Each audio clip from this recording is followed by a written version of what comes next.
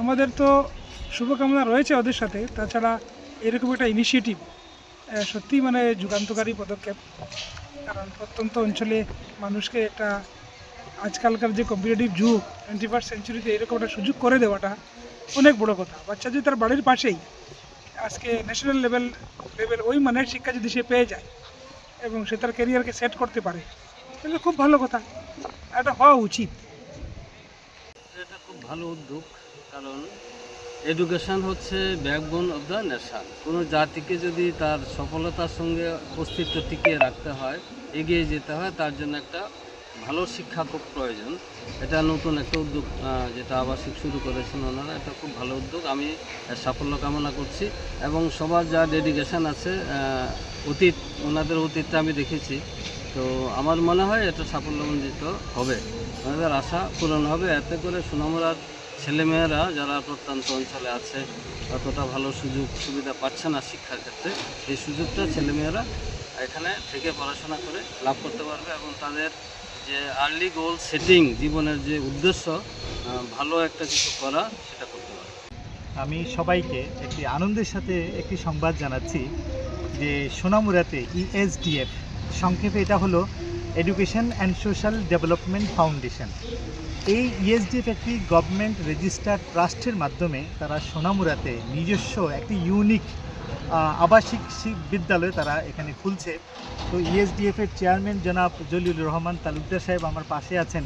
ওনারা যখন আমাদেরকে এটা জানালেন যে এরকম একটা আবাসিক প্রকল্প খোলা হচ্ছে, তো আমাদের কাছে মনে হয়েছে একজন শিক্ষক হিসাবে যে সন্তানরা বাড়িঘরের পরিবেশে আসলে তাদের মেধাগুলো হারিয়ে যায়, স্বপ্নের জায়গাতে তারা পৌঁছতে পারে না, কিন্তু আবাসিক শিক্ষা ব্যবস্থার কারণে আমরা দেখেছি সারা ভারতবর্ষে, যেমন আলামিন একাডেমি কলকাতা রয়েছে, শাহিন হায়দ্রাবাদ রয়েছে, আমরা আলামিন বদরপুর রয়েছে, আমরা দেখেছি, আমরা আজমল দেখেছি, গুয়াহাটি রয়েছে, ইউএসটিএম সব বিভিন্ন যে যারা এই সমস্ত আবাসিক শিক্ষাগুলো ব্যবস্থা চালু করেছেন, সেখান থেকে যে সকল প্রোডাক্টরা বেরিয়ে এসছেন, তারা কোথাও কেউ ইঞ্জিনিয়ার হয়ে বেরিয়ে আসছেন, কেউ ডাক্তার হয়ে বেরিয়ে আসছেন, দারুণ ব্যাপার। তো সোনামুড়াতে এই রাজ্যে আমার মনে হয় এরকমভাবে একটি প্রথম এটা যে ব্যবস্থা করেছেন জনাব জলিলুর রহমান তালুকদার সাহেব, ইএসডিএফের চেয়ারম্যান হিসেবে উনি আছেন, আমি এটাতে সাধুবাদ জানাচ্ছি। এবং আজকে তাদের একটা ইফতার প্রোগ্রাম তারা করছে বিভিন্ন গার্জিয়ান এবং সমাজের বিভিন্ন শাখার প্রতিনিধিদেরকে নিয়ে। তো আমি এই ইএসডিএফের তথা এই যে বিদ্যালয়টা প্রথম প্রতিষ্ঠা করা হচ্ছে, যেটার নামকরণ করা হয়েছে Maulana Abul Kalam Azad memorial mission and school, এটা আসলে স্বাধীন ভারতের প্রথম শিক্ষামন্ত্রী মৌলানা আবুল কালাম আজাদের স্মরণে, একজন স্বাধীনতা সংগ্রামী তিনি ছিলেন, তাকে স্মরণে রেখে এই বিদ্যালয়টির নামকরণ করা হয়েছে।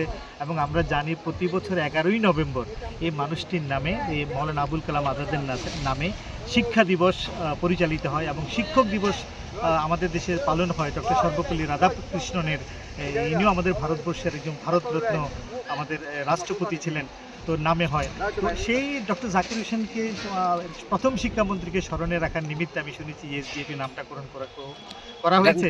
কত ক্লাস থেকে এটা শুরু হবে? এটা প্রথমে আবাসিক বিষয়টা ক্লাস 5ম শ্রেণী থেকে 10ম শ্রেণী পর্যন্ত বাংলা এবং ইংরেজি উভয় মাধ্যমের ছেলেরা, এটা শুধু ছেলেদের জন্য আপাতত করা, মেয়েদের জন্য তাদের আরেকটি পরিকল্পনা রয়েছে, তারা কিছুদিনের মধ্যে শুরু করবেন। শুধু ছেলেদের জন্য আবাসিক ব্যবস্থাটা করা হয়েছে।